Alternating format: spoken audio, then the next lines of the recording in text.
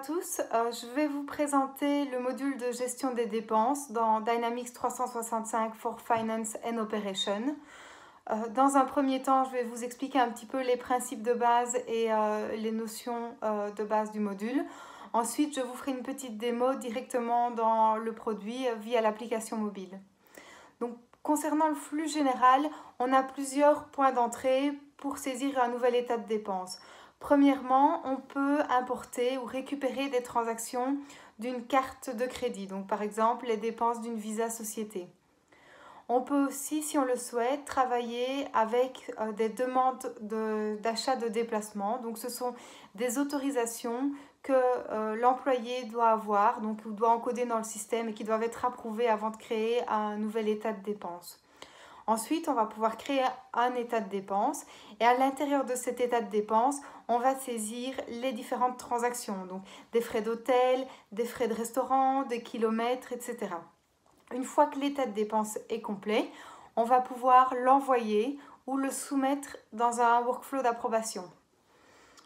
Donc, workflow d'approbation classique de l'ERP, on va pouvoir paramétrer toutes sortes d'automatismes, d'approbateurs, etc. L'approbateur va pouvoir vérifier la dépense, éventuellement la déléguer, la refuser ou l'approuver. En cas d'approbation, cette dépense va alors pouvoir être transférée en comptabilité et la comptabilité va pouvoir procéder au remboursement de la dépense ou de la note de frais à l'employé qui sera géré comme fournisseur dans l'ERP. Alors, quelques petites notions de base. Donc, dans le module gestion de dépenses, on va travailler avec des catégories de dépenses. Les catégories de dépenses, ça ressemble un petit peu aux catégories de projets. On va retrouver une intégration comptable sur ces catégories de dépenses et on va pouvoir distinguer les différents types de dépenses, hôtels, restaurants, kilomètres ou éventuellement des indemnités journalières par exemple avec des forfaits, etc. Alors, on peut aussi travailler avec une application mobile, donc c'est la démo que je vais vous faire dans quelques instants. Donc, on peut directement encoder sur son smartphone. On peut paramétrer des stratégies, donc c'est par exemple demander à un collaborateur de justifier tout état de dépense qui dépasserait un certain montant, un restaurant par exemple au-delà d'un certain montant. Je peux aussi encoder des notes de frais sur projet, donc des projets internes ou aussi des projets régis, donc si je souhaite refacturer après cette dépense à un client par exemple. On peut travailler avec du multisociété, donc je peux pointer ou encoder une note de frais pour le compte d'une autre société du groupe avec après des options de refacturation à l'intérieur du groupe. On peut paramétrer des délégués, donc c'est par exemple le cas d'une assistante qui va encoder des notes de frais pour un ou plusieurs collaborateurs. Et finalement, je vais pouvoir personnaliser les champs, donc que ce soit dans l'ERP ou dans l'application mobile. C'est une fonctionnalité assez intéressante où je vais pouvoir dire quel niveau de détail je veux voir affiché ou éventuellement masqué dans mon écran. Alors voilà un petit peu pour rapidement pour les concepts de base. Donc ce que je vous propose maintenant, c'est de passer à la démo sur mon smartphone. Donc ici, je vais vous montrer comment je peux encoder un nouvel état de dépense directement sur mon smartphone. Donc vous allez voir mon écran. Je retrouve une application spécifique Dynamics.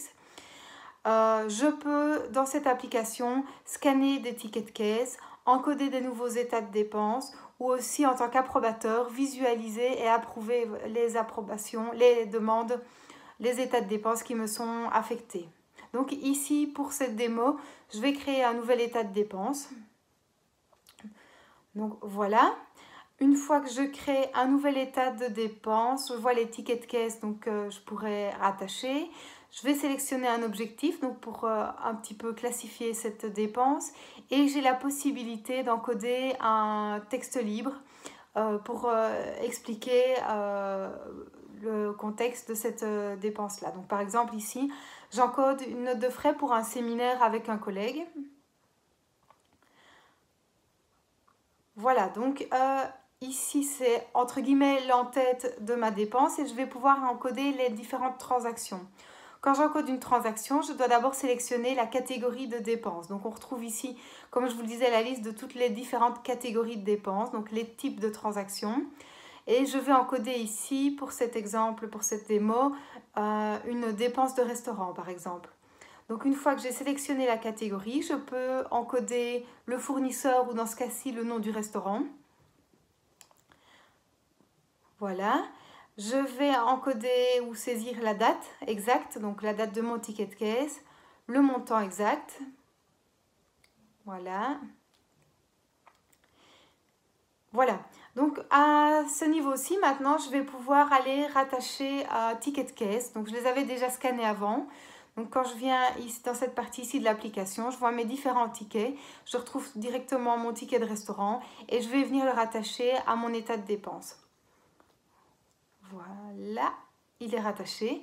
Je peux aussi cliquer sur le bouton inviter pour venir justifier ou détailler, montrer qui était avec moi donc, pour ce restaurant.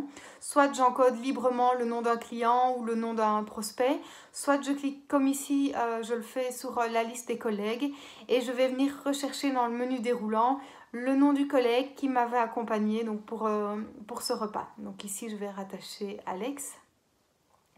Voilà, il est bien rattaché à la liste. Voilà, je vais maintenant, donc j'ai encodé mon restaurant, je vais encoder une deuxième ligne de dépense, un hôtel par exemple.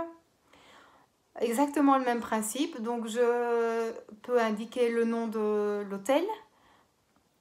Je veux aussi indiquer la date exacte. Voilà. Le montant du ticket ou le montant exact de la facture. Voilà, donc la devise revient automatiquement. Et toujours même principe, je vais retourner dans mes tickets de caisse pour aller rattacher la facture que j'avais justement photographiée ou scannée avec mon téléphone. Voilà, donc je la retrouve automatiquement. Voilà. Voilà, si je reviens maintenant sur mon état de dépense, donc plutôt au niveau de l'entête, je vais retrouver les différentes dépenses qui sont associées. Je vois le montant total et je vais pouvoir cliquer sur envoyer pour la soumettre dans le workflow. Je peux, si je le souhaite, au moment où je l'envoie dans le workflow, indiquer un petit commentaire pour l'approbateur, donc pour mon supérieur. Voilà. Et le statut général de ma dépense va passer de brouillon à en cours de révision, comme on le voit au-dessus de l'écran. Si je reviens sur mon écran d'accueil, on voit ici en tant qu'approbateur que j'ai une dépense à approuver. Si je clique dessus, je vois que dans le cadre d'une formation, j'ai une dépense pour un employé. Je peux cliquer dessus pour voir le détail. Je vois que c'est un restaurant pour une valeur de 12 €. Donc ici, je peux cliquer sur approuver. À nouveau, j'ai la possibilité de mettre un petit commentaire pour l'employé. Et cette note de frais va donc être approuvée, va pouvoir après être transférée en comptabilité. Donc voilà pour la petite présentation rapide de l'application. Si je passe maintenant dans le RP, on voit qu'on a évidemment récupéré l'état de dépense que j'avais encodé. Donc je retrouve bien un état de dépense en cours de révision.